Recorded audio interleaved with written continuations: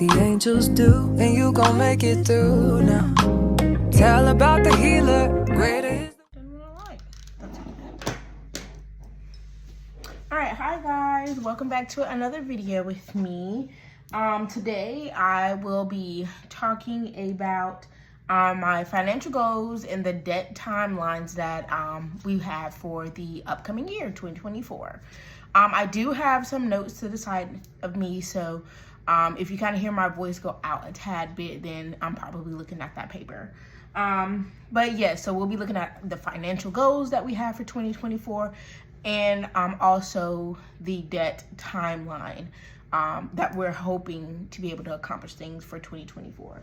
So the first thing that I want to go over with you guys is our 2024 debt. I don't know if you guys can see that, so let me zoom in really quick. All right, I think you guys can see it a little bit better. I am so sorry for this glare right here. There's nothing really I can do about that. But let's go over our 2024 goals for the year. So I kind of left a note for myself on this side, and it does say embrace the journey, trust the process, and celebrate the progress. Each step forward, no matter how small, brings you closer to the summit of your yearly goals. You have the strength and the resilience and the courage to overcome any challenge. Keep believing in yourself, for in every effort, you find the power to transform your dreams into reality. And I love that. That's like a great quote for the year, because there are going to be some setbacks, there are going to be some high points, but learning to kind of embrace the journey that we're going to fall, we're going to make mistakes, but we have to learn from that is going to be a major mindset to keep for this upcoming year. So the first goal, well, not necessarily the first goal, because I don't have these in a particular order, but one of the goals for 2024 is to open up a Roth IRA account. So I have not really put anything towards my retirement or anything. So one of the things that I'm going to be doing right at the beginning of the year is opening up a Roth IRA account, and I plan on opening that up with Charles Schwab. I've done a lot of research, and I think this account kind of fits best with what I want to do. So I plan on opening up that account January the 1st, 2024, and definitely going ahead and starting out funding that account for the year. The next thing that we plan on doing is opening up a high yield savings account, and we plan on opening that up with Allie. Now, we don't plan on opening this up until July. We are gonna still focus a lot on wiping out a lot of our debt, at least a lot of these little bitty accounts that we have.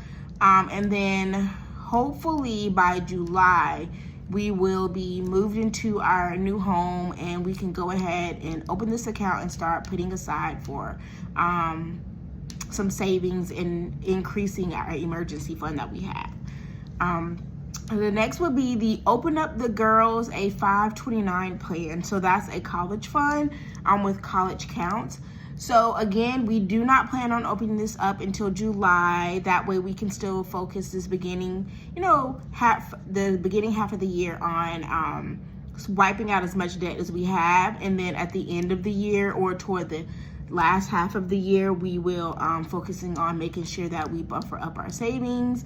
We start putting in for our high yield savings account and also the Girls at College Fund, because we want to be able to provide that with them when they graduate. Now, what I've been thinking about since I made this is I may just add, because with Allie high yield savings account, you can do what they call buckets. So it's basically like multiple little savings account within one big one. So I may open up the emergency savings account and then a bucket for each of the girls to start saving for the college fund, because they don't have to go to college. I don't want them to think that college is mandatory, but I do want them to have a career and work toward that career. So I may, instead of opening up a college fund, I may just open them up like a regular savings account and start putting money towards that. And with it being in the high yield savings account, it'll build a little bit of interest. And so once we get closer to July and I kind of determine what we're going to do, then I'll talk to you guys a little bit more about that.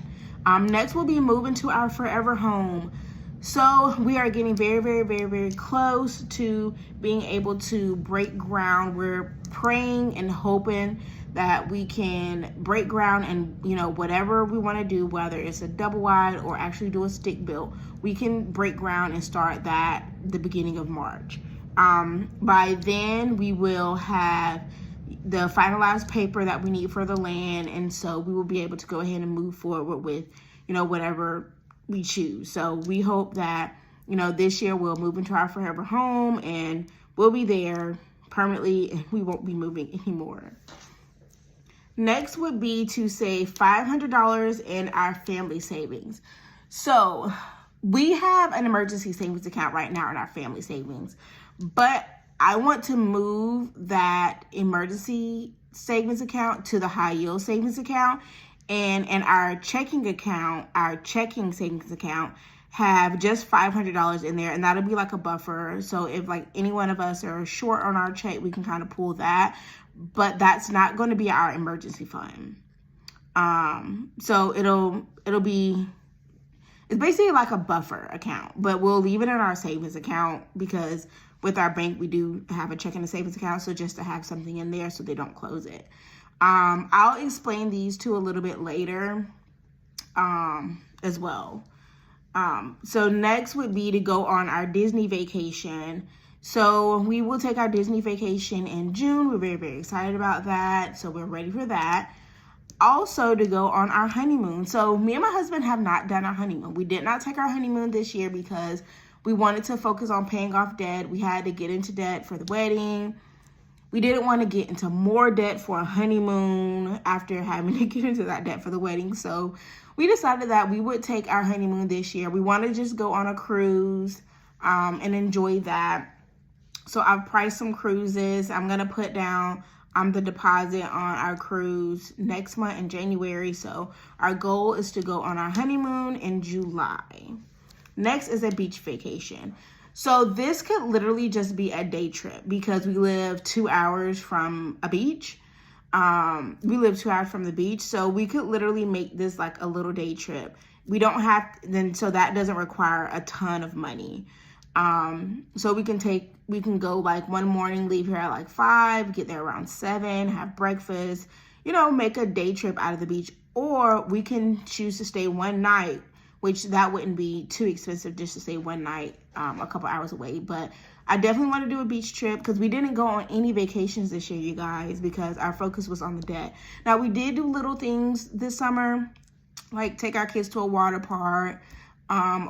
We did go to Atlanta and did a few things there. We did do just the regular park and small little things. But this year, with our goal being the majority of our debt gone by June, then we want to really just take some time and do some vacations. Next would be a cabin vacation. My husband is not an outdoorsy guy, so this is pretty funny, but I definitely want to go on a little cabin trip, even if it's just like a little weekend in like the Smoky Mountains in Tennessee or something, but go on a cabin trip, go horseback riding and things like that. So we plan on doing that. We do have a few other trips in plan for birthdays.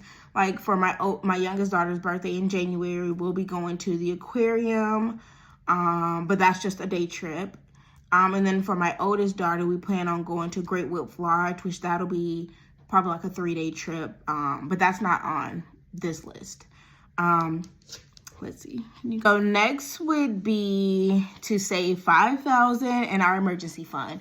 So again, we won't start focusing on saving. We have $2,000 saved up for an emergency fund right now. I definitely feel like we can get to $5,000, if not more, by the end of next year. But we won't start saving for that until, again, July, where we would transfer this into the high yield savings account and then start focusing on saving that up. So that's exciting. We'll do that then.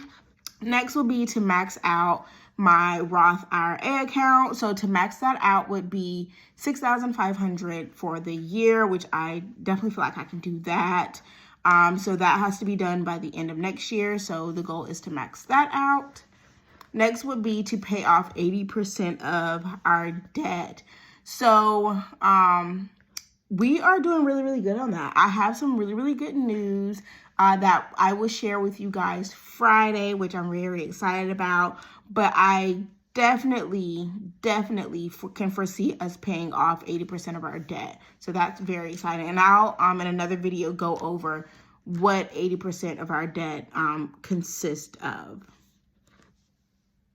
Next would be to do some builder upgrades. So I'm pretty sure that we're going to go with a new build, a new construction, because we're getting the best price, we're getting the best size, we're kind of getting all the custom things that we want within our price range.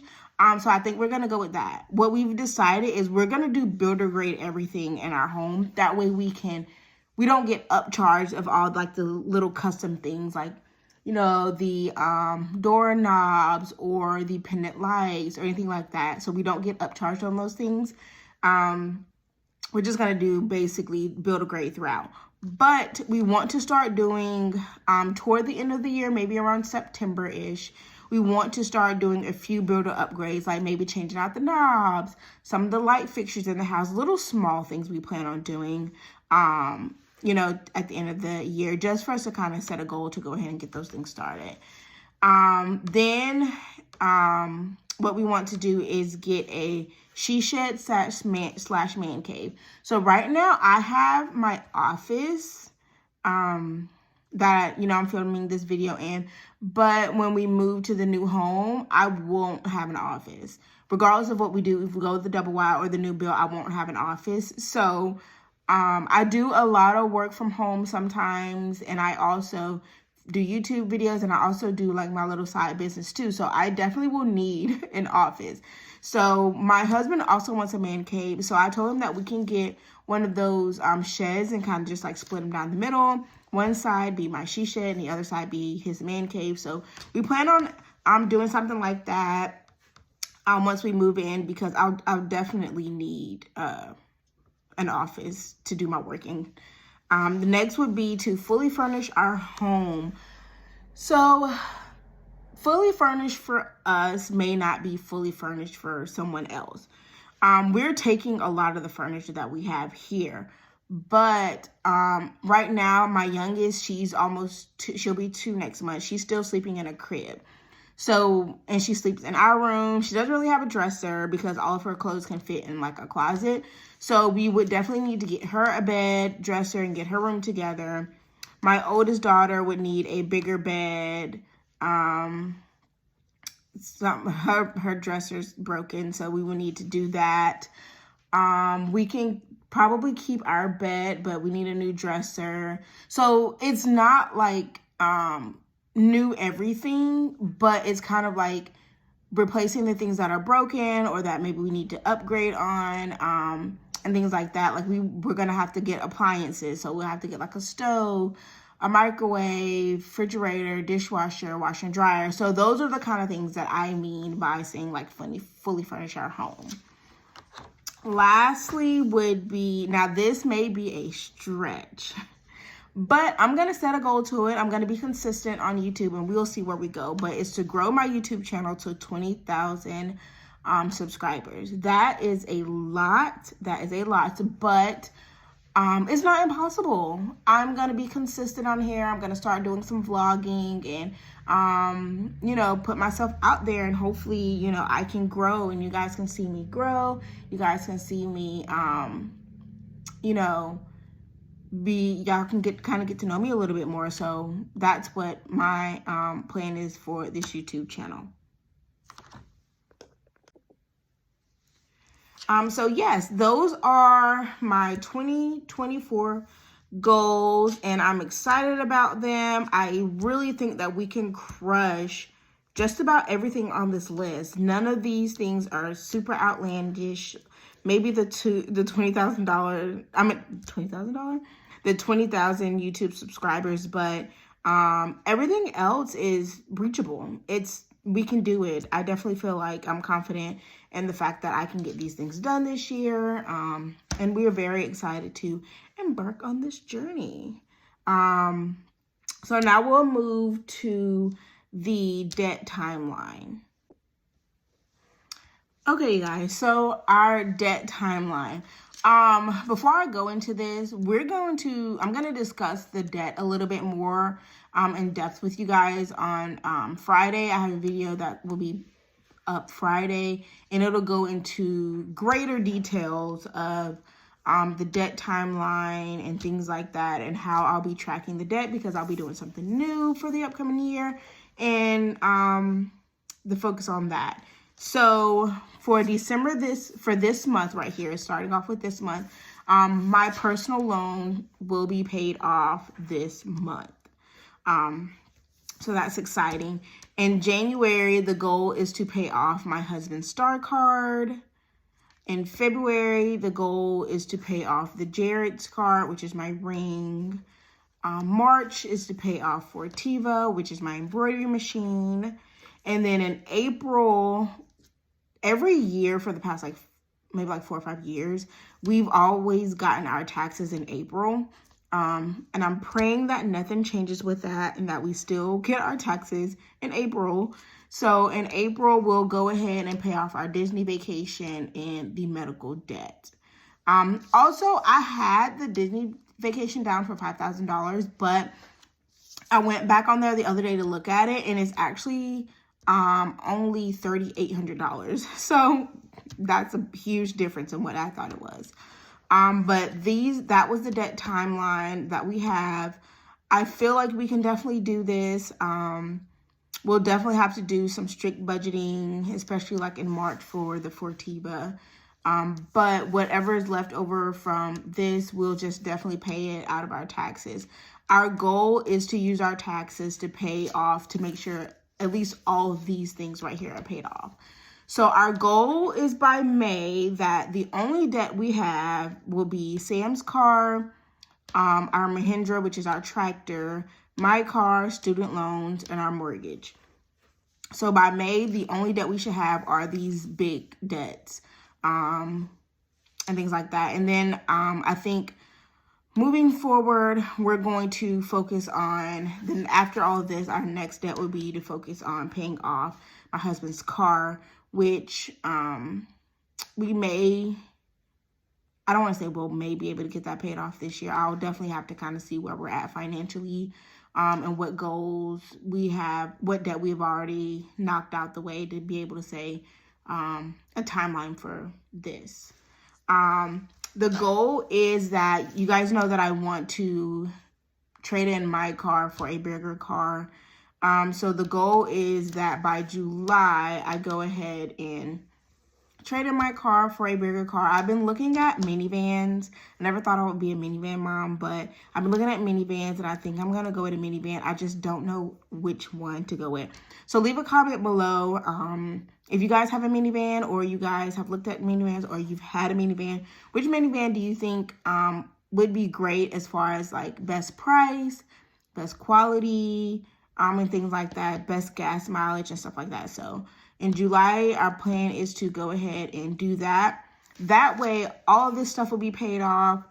We'll be working on the bigger items, and we can just go ahead and swap out my car so that it can be on the list of items to start knocking out.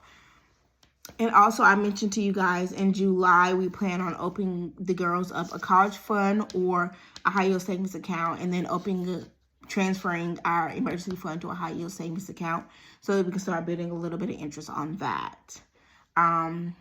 So we have a lot that we'll be doing next year, but the things that we'll be doing next year, I don't think they're outlandish. Like, I don't think that they're unrealistic. I feel like the goals that we set, and the things that we plan on doing, the goals that we want to meet are not like, too much or unforeseeable. I definitely feel like we can do these things, and I'm excited.